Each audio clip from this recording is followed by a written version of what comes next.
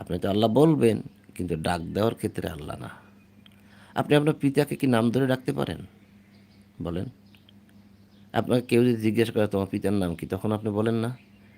কেউ যদি জিজ্ঞাসা করে যে এই বাড়িটা কে তৈরি করেছে? তখন আপনি বলেন না? অমুকের অমুক। তো নাম ধরে ডাক দেন না? নাম ধরেই তো বলেন তখন। পরিচয় দিতে হবে না?